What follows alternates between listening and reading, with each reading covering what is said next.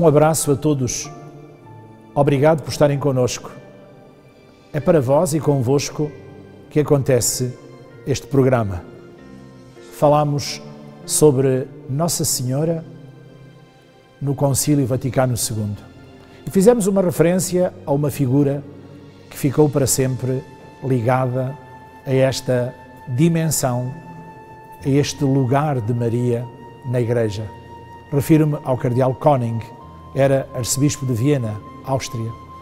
Ele faz a proposta que na Constituição Dogmática sobre a Igreja Lumen Gentium, Maria fosse tratada no capítulo 8º e que não houvesse uma Constituição conciliar especificamente dedicada a Nossa Senhora. Lembro-me de uma afirmação de Santo Agostinho, quando ele diz que Maria está na Igreja, faz parte da Igreja, é membro da Igreja. E por isso a Igreja é maior do que Maria, porque Maria faz parte da Igreja. Este mistério da Igreja, que o Concílio Vaticano II trata na Lumen Gentium e coloca Maria no seu capítulo 8º como discípula e mãe da Igreja, discípula de Cristo e mãe de todos os discípulos de seu Filho. É esta dimensão que hoje vamos aprofundar. Muitas vezes nós olhamos para a Igreja como uma organização. A Igreja é mais do que uma organização. A Igreja tem uma dimensão de corpo, corpo de Cristo. Podíamos dizer que há uma dimensão orgânica. Nós sabemos que o corpo é um todo tão coeso que quando um dos seus membros adoece, todo o corpo sofre. É assim a Igreja e Cristo. Cristo a sua cabeça, a Igreja o seu corpo. E vai ser neste conjunto, nesta dimensão orgânica que Nossa Senhora é entendida e refletida pelo Concílio Vaticano II. Vamos compreender, em primeiro lugar, a dimensão da sua fé. Quando Isabel a proclama bem-aventurada, porque acreditou enquanto lhe foi dito da parte do seu Senhor. Tudo o que o Senhor lhe disse, ela acolheu no seu coração e acreditou com confiança total. É um sim incondicional. Compreendemos que aqui acontece a geração do Verbo de Deus no seu seio imaculado. Quando ela dá a sua adesão ao seu sim, o seu sim junta-se com o sim de Deus.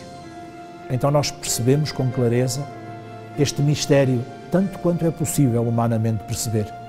Maria concebeu Jesus na fé. E vai ser no momento mais elevado da escuridão, quando, junto do Calvário, ela recebe o cadáver do seu filho e o coloca ao seu colo, naquela imagem tão forte que Miguel Ângelo imortalizou na célebre Pietà, que vai acontecer a plenitude, como disse, do sim de Maria. É um sim na escuridão, é um sim na certeza da fé, mas na absoluta incerteza e desconhecimento do desenrolar do mistério da redenção.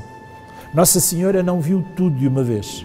Nossa Senhora foi descobrindo aos poucos a vontade de Deus na sua vida. Olhamos para ela e compreendemos como havemos de viver dia a dia também a nossa estrada. Estrada que nos coloca tantas perguntas, muitas vezes sem resposta. Gostaria muito de parar na experiência do silêncio de Deus. Quando nós perguntamos a Deus, porquê isto, porquê agora, porquê a mim?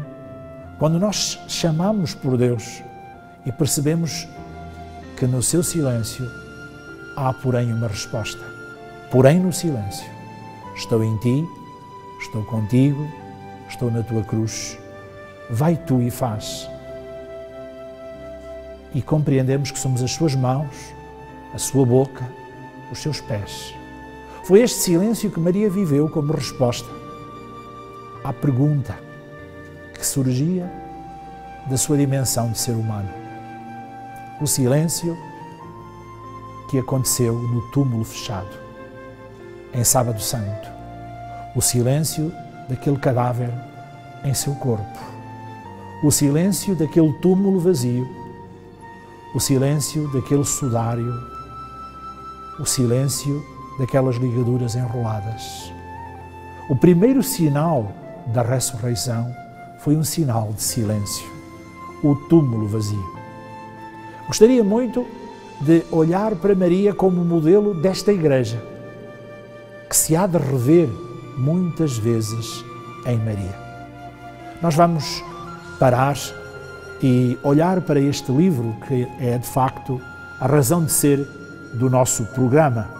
Nossa Senhora e a História de Portugal, Alianças com Santa Maria, da editora Paulos. E perceber um texto que a Igreja nos põe, a Lumen Gentium 63, o mistério de Maria e o da Igreja se compenetram e iluminam reciprocamente. Vamos ouvir o texto conciliar e perceber como a Igreja olha para Maria e se revê nela. Podíamos mesmo dizer que ela é a grande educadora da Igreja. Ela faz parte desta dimensão, deste tecido, deste corpo, e como tal, a Igreja revê-se nela, porque a Igreja é chamada a ser Maria. Acolhamos.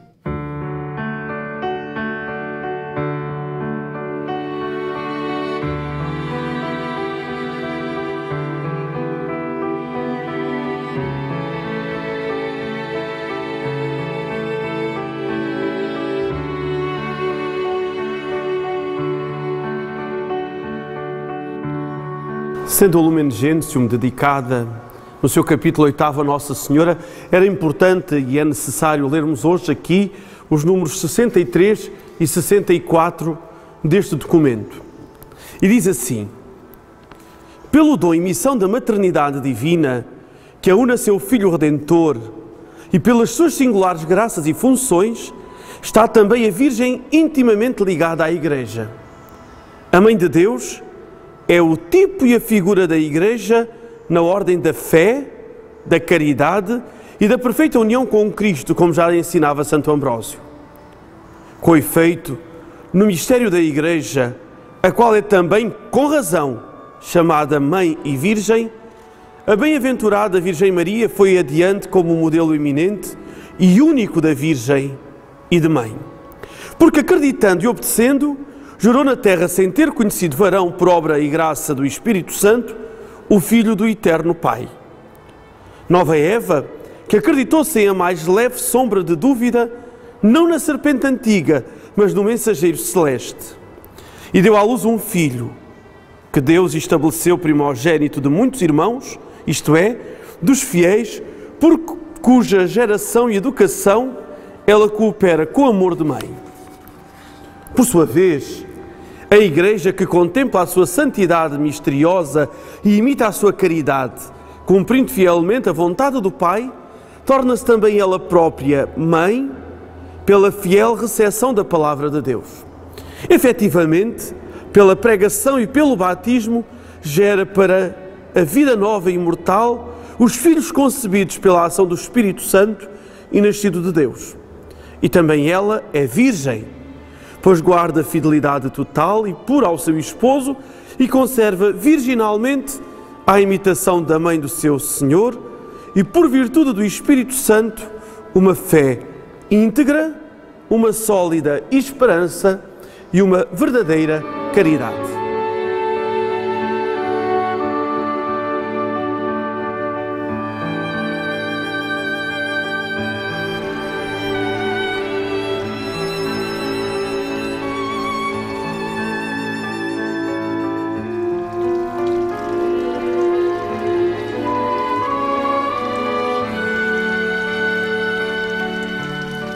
Para a Igreja, Maria é a nova Eva. Ela há de dar à luz a geração nova. Jesus, o novo Adão. É interessante pensar que no Evangelho de São João, Maria é apresentada duas vezes, no princípio e no fim da vida pública de Jesus. Acontece no princípio da vida pública de Jesus, nas bodas de Caná. É proclamada como a mãe de Jesus. É assim que o Evangelho de João lhe chama. E depois, ao pé da cruz, é designada como mulher, a nova Eva, a mãe da nova geração, do homem novo, aquele que renasce exatamente da redenção de Cristo. Percebemos com clareza como ela está desde o princípio ao fim da vida de Cristo. Ela está no princípio e no fim da vida de Cristo. Entendemos com clareza que a Igreja há de estar assim com Cristo e há de ter esta maternidade à maneira de Maria, há de gerar para a vida nova. Vai ser na iniciação cristã, vai ser pelo batismo, pela confirmação e pela Eucaristia, que a Igreja gera estes homens e estas mulheres novos.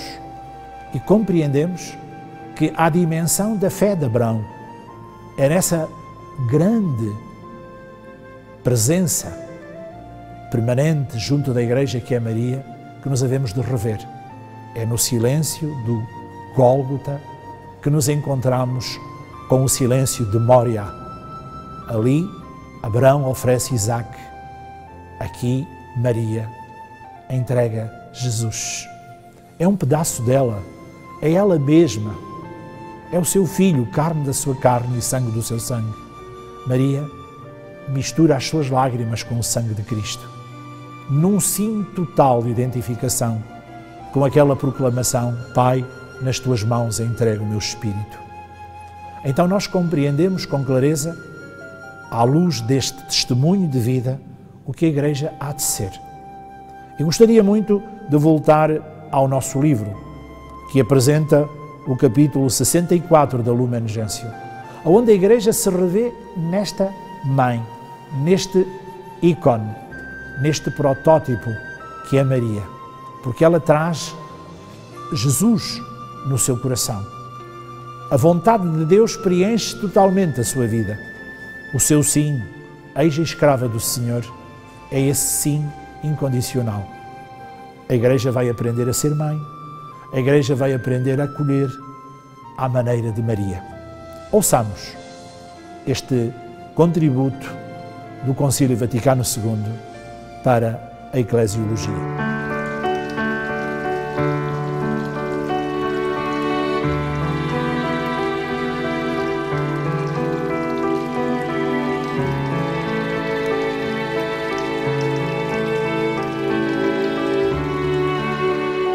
São Paulo, na sua carta aos Gálatas, no capítulo 4, escreve: ao chegar à plenitude dos tempos, Deus enviou o seu Filho ao mundo, nascido de mulher, nascido de Maria, aquela jovem humilde, simples da cidade de Nazaré, aquela jovem temente a Deus, mas acima de tudo aquela jovem amada e amante de Deus. Aquela jovem que permanentemente ouvia o seu coração e no seu coração ouvia a voz de Deus. Esta jovem que se fez a mãe do Salvador, que se fez no alto da cruz a mãe da Igreja, e que o Concílio Vaticano II, na sua Constituição Lumen Gentium, a descreve como a mãe de Cristo, a mãe da Igreja, e por isso participante do mistério de Cristo e participante do mistério da Igreja. O Concílio Vaticano II tomou a verdadeira consciência que não havia verdadeiramente Igreja, não havia Cristo, se não houvesse Maria.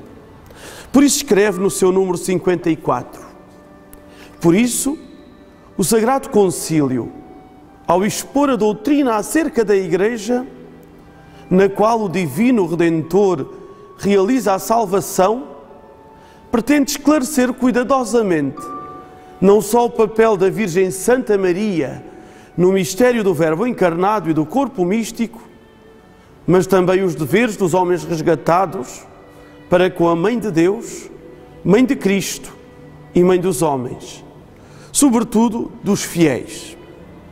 Não tenho, contudo, intenção de propor toda a doutrina acerca de Maria, nem de dirimir as questões ainda não totalmente esclarecidas pelos teólogos. Conservam, por isso, os seus direitos e opiniões que nas escolas católicas livremente se propõem acerca daquela que na Santa Igreja ocupa, depois de Cristo, o lugar mais elevado e também o lugar mais próximo de nós. É na Constituição acerca da Igreja que nos aparece Maria, o lugar de Maria na Igreja, a mãe da Igreja, a mãe dos fiéis e, portanto, fazendo de nós filhos da Mãe de Deus. É bom pensarmos, é bom meditarmos neste lugar que Maria ocupa, para que depois possamos compreender nos programas seguintes o lugar que Maria ocupou no coração de Portugal, da Portugalidade, dos portugueses e daqueles que viriam ser os portugueses e que haviam de fazer a história de Portugal. Mais uma vez se realizou aquela que é a oração de São Bernardo. Nunca se ouviu dizer que algum daqueles que, tendo recorrido à vossa proteção, implorado a vossa assistência e reclamado a vossa proteção, ó Mãe de Deus, fosse por vós desamparado.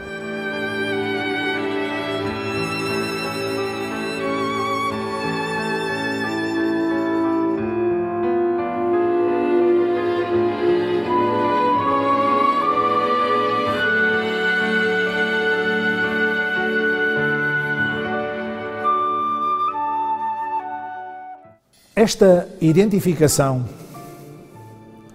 com a vontade de Deus que Maria vive e que é uma constante proclamação para que a Igreja se encontre nela e faça todos os dias acontecer na sua vida esta decisão de seguir a Palavra de Deus, de se identificar com a Palavra de Deus, com o Evangelho, com Cristo, está hoje tão presente no magistério do Papa Francisco. Quando nós percebemos a constante atitude do Sumo Pontífice de nos convidar a identificar com a maternidade de Maria, uma igreja hospital, de campanha, que acolhe, uma igreja que é mãe, uma igreja que tem colo, que tem regaço, que na ternura e na carícia sabe receber aquele que chega do frio e da noite, que padece a solidão ou o abandono, que vem talvez das margens, das periferias, mais angustiantes ou mais solitárias. É esta igreja que sabe que ao limpar a lágrima de quem chora, limpa as lágrimas de Cristo. É esta igreja que, ao tocar na carne humana da pelgada do magistério do Papa São João Paulo II, toca em próprio Cristo, que o Papa Francisco ressalta e valoriza. Não podemos esquecer este desafio constante do magistério de Francisco para que a Igreja seja Maria, para que a Igreja tenha rosto de mãe. O acolhimento, a abertura, o ir ao encontro, o procurar a partida. Então, mais do que nunca, a atualidade deste desafio de que todos os dias nos encontremos com Maria, a catequista do sermos Igreja. Fique connosco nesta viagem que Portugal soube fazer, olhando para Maria e tendo nela sua mãe e padroeira. Obrigado.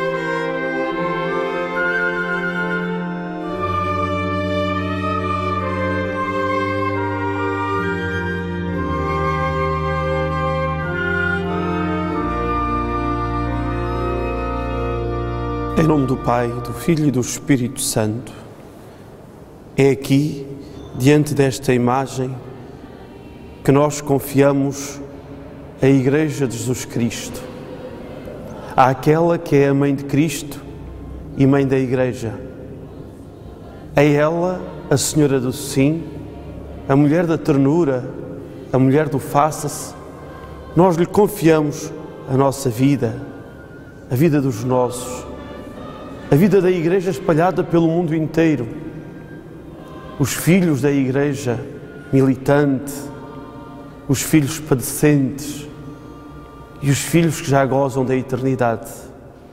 E fazemos-lo usando a oração tão bonita, a primeira oração que os cristãos rezaram e que está escrita e que nós conhecemos. À vossa proteção nos acolhemos, Santa Mãe de Deus. Não desprezeis as nossas súplicas em nossas necessidades, mas livrai-nos de todos os perigos, ó Virgem gloriosa e bendita. Amém. Em nome do Pai, do Filho e do Espírito Santo. Amém.